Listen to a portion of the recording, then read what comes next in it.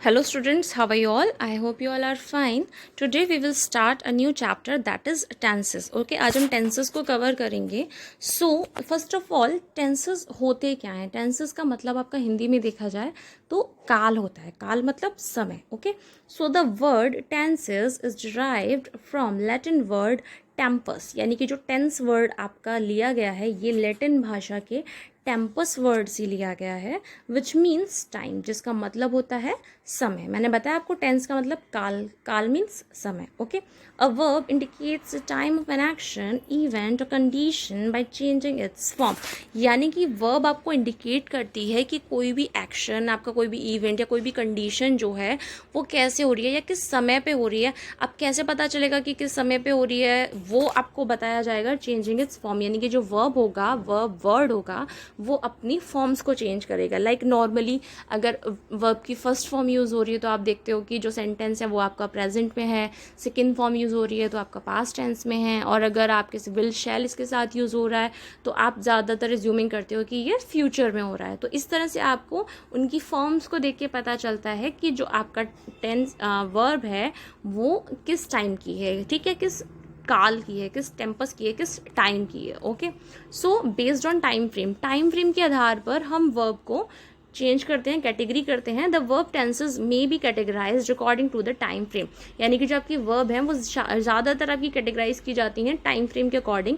यानी कि कोई काम अगर अभी हो रहा है, प्रेजेंट में हो रहा है, तो आप उसे बोलोगे प्रेजेंट टेंस. पास्ट में हो चुका है, then you will say that past tense. और अगर फ्यूचर में है तो आप बोलोगे future tense. Okay, now present tense आपके क्या होते हैं? Present tense expresses an unchanging, repeated और रीअकरिंग एक्शन और situation that exist only now. यानी कि आपके जो प्रेजेंट टेंस होते हैं वो एक्सप्रेस करते हैं ऐसे एक्शंस को जो अनचेंजिंग हो, यानी कि जिनमें बदलाव ना हो रहा हो, जो रिपीट हो रहे हों या फिर रीअकरिंग बार बार हो रहे हों. ओके, तो ये ऐसे एक्शंस को या ऐसे सिचुएशंस को बताते हैं कि जो एग्जिस्ट करते हैं या फिर अभी हो रहे हैं. Okay, it can also represent a wide spread truth. इसके अलावा जो आपके प्रेजेंट टेंस होते हैं ये आपके वाइड स्प्रेड ट्रूथ, यानी कि जो यूनिवर्सल ट्रूथ होते हैं उनको भी रिप्रेजेंट करते हैं. लाइक आपका सन अगर ईस्ट में उगता है तो ये आपका एक यूनिवर्सल ट्रूथ है. ओके, और अगर सूरज आपका पश्चिम में छिपता है तो ये भी एक यूनिवर्सल ट्रूथ है. तो इस टाइप के सेंटेंसेस जो कि ट्रूथ हैं, यानी कि यूनिवर्सल ट्रूथ हैं, ब्रह्मांडिक सत्य हैं, तो आप उन्हें कहोगे कि वो प्रेजेंट टेंस के अंदर आते हैं. Okay, now we will talk about past tense. Past tense क्या होते हैं? Past tense expresses an action और situation that was started and finished in the past. यानी कि पास्ट टेंस में आपको पता चलता है कि जो आपके एक्शंस थे वो ये दिखाते हैं कि जो भी काम या जो सिचुएशन शुरू हुई थी पास्ट में, पुराने समय में, वो पास्ट में ही ख़त्म हो गई. ओके, यानी कि जो काम शुरू हुआ है पास्ट में, यानी कि हो चुका है वो काम, अब आप सिर्फ उसके बारे में बात कर रहे हो. Okay, now we will talk about future tense. Future tense क्या होते हैं? Future tense expresses an action और situation that will occur in the future. यानी कि आपके फ्यूचर टेंस वो होते हैं जो जिनके एक्शन ये एक्सप्रेस करते हैं कि जो आपकी सिचुएशन है सेंटेंस के अंदर वो ये दिखाती है कि जो एक्शन है वो फ्यूचर में होगा.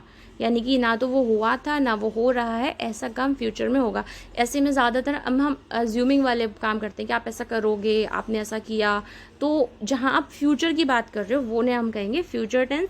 जहाँ पास्ट की बात कर रहे हो उन्हें कहेंगे हम पास्ट टेंस. और जहाँ आप प्रेजेंट की बात कर रहे हो, वर्तमान की बात कर रहे हो, उसे हम कहेंगे present tense. Okay, now based on expect के आधार पर भी आपके जो टेंसेज होते हैं उनको कैटेगराइज किया जाता है. सो वर्ब टेंसेज में also be categorized according to aspect refer to the nature of the action describe by the verb. There are 4 aspect. यानी कि आपके हर टेंस के 4 एस्पेक्ट हैं यहाँ पर, क्योंकि उनके जो नेचर होता है सेंटेंसेस का उसके अकॉर्डिंग इसको कैटेगराइज किया जाता है.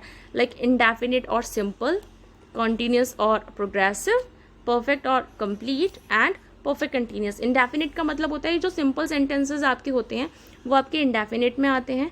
कॉन्टिन्यूस या प्रोग्रेसिव कह सकते हैं जो काम चल रहा है, प्रोग्रेसिव में है, अभी भी हो रहा है. ओके, परफेक्ट काम है आपके, परफेक्ट सेंटेंसेस आपके वो होते हैं जिनमें काम आपका कंप्लीट हो चुका है. ओके, एंड परफेक्ट कंटिन्यूस आपके टेंस वो होते हैं जिनमें काम पास्ट में शुरू हुआ होता है और स्टिल अभी भी चल रहा होता है. Okay, so now indefinite tenses क्या होते हैं? द थ्री इंडेफिनिट टेंसेस और simple tenses describe an action but do not state whether the action is finished. यानी कि इंडेफिनिट टेंसेस आपके बताते हैं सिंपल सेंटेंसेस कि आपका जो एक्शन था वो इसमें समझ नहीं आता कि वो खत्म हो गया या नहीं हुआ, ओके, एक्शन हुआ है, ओके।